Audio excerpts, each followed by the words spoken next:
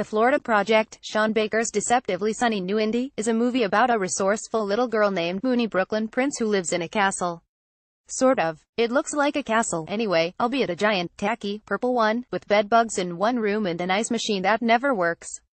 To a 6-year-old girl reveling in the height of summer, what's the difference? It's all an adventure. Real castle or no, what's here is just as grand and alive as the real thing. This is by design. The Magic Castle Inn, where Mooney lives with her mother, Hallie, is a budget motel on Route 192 in Kissimmee, Florida.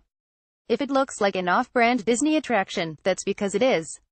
This stretch of highway sits squarely in the shadow of Disney's Magic Kingdom, or no, not the shadow, because economically, it's the backbone. This isn't where the wealth is, it's where the work is. It's where you go to snatch up deals from the nearby Disney Gifts outlet instead of shelling out full prices for the same shit. Tourists sometimes unsuspectingly wind up here, which is why everything around aspirationally resembles a theme park attraction.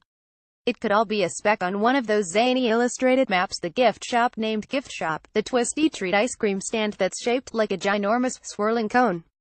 In the Florida Project, this is all Mooney's domain. By day, she and her friends Scooty and Jancy make mischief of it all. They spit at cars, wander abandoned housing developments with misbegotten candy-colored exteriors, and run out into parking lots without looking both ways. They share treats with money they scrape up from tourists and tramp up and down Route 192 like they own it.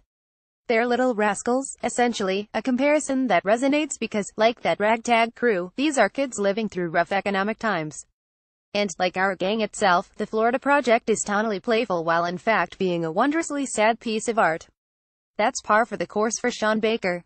The last time we heard from him, in 2015, it was on the occasion of his groundbreaking Project Tangerine, a film remembered both for starring two trans women of color, Mya Taylor and Kiki Rodriguez, and for being entirely shot on an iPhone. Sounds like a stunt, but it mostly worked.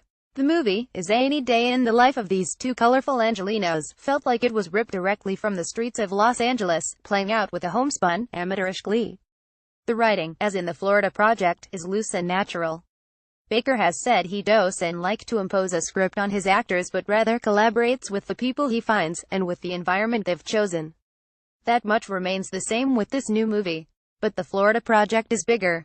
It's Baker's biggest film to date, yet it still feels like a lovely pipsqueak of a feature, which goes to show you how far Baker has come. The movie was for the most part shot on lush 35mm, the benefit of a meteor budget.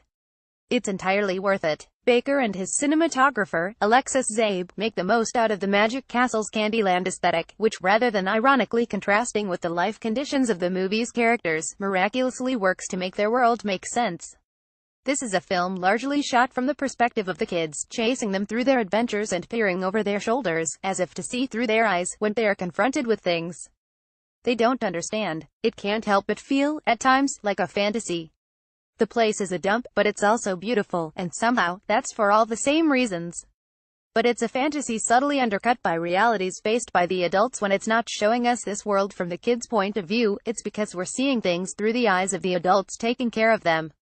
Mooney and her mom share a small room that runs $38 a night, situated right above their respective best friends, Scooty and his mom, and thinly divided from their other neighbors. The Magic Castle Inn is, as a rule, a place that prohibits permanent residence. It's also a place that, given its need for tourist money, can't make a show of the fact that its residents are largely down and out.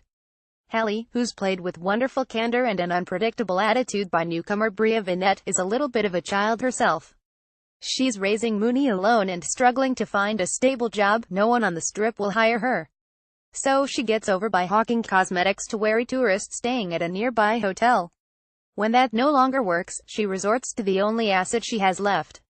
This is an it takes a village kind of movie. Even as the characters we get to know remain relatively few, we never lose sight of Magic Castle as a shared space. Beautiful lateral tracking shots sail alongside the motel's long white rows of banisters, passing by every door and taking it all in, as if by way of introduction. Everyone seems to know each other, and the man who knows them all the best, the manager Bobby, a sensational Willem Dafoe, works among them, keeping a watchful eye out for the kids, in particular. When a lecherous older man makes his way into the parking lot where the kids are playing outside, Bobby takes care of him. When Hallie, forced to move out because she's overstayed her term, cannot afford the price hikes at a nearby hotel, Bobby tries to take care of that too. Bobby is the caring eye the movie's own gaze tries to embody. He's got his own problems, a distant son, for one, and a tight budget. He's the one who collects rent checks, and he occasionally has to come down a little hard on residents like Hallie, who are always at risk of falling behind. But this is a movie in which authority doesn't quite impose itself on people's lives. It's a movie about badass children. I had more than one flashback to Beba's kids, yet they're impossible to be mad at. This is one reason why, I take it, the film critic Richard Brody, of The New Yorker, complains that it's all too perfect, and all too easy. He's not wrong, but he might be missing what's at stake. It's a world so innocent, despite a clear opportunity to become otherwise, that you might find yourself waiting for the other shoe to drop, for danger to creep in. But danger is of course always there, when you're broke. The phrase Baker and others have used to describe the community of this movie is the hidden homeless. These aren't people living on the streets, and yet they're not so far from it, and they're always at risk of landing there. The Florida Project is a wonderful movie. It's a reminder that a child's eye view necessitates doing more than crouching the camera low to see the world from the paw of someone 4 feet tall. That's clearly a key ingredient. But you can't just remake the world in images, you have to remake the world as an experience. That notion is a key to understanding the oddness of the movie's final turn, when, all of a sudden, it becomes an outright fantasy scene, of course, from Mooney's point of view. I'll let it surprise you as it did me. I'm still a little thrown by it. Maybe it doesn't work, but it's a lesson in how far Baker will go. It's an adventure. And The Florida Project is a rare movie for understanding what that means.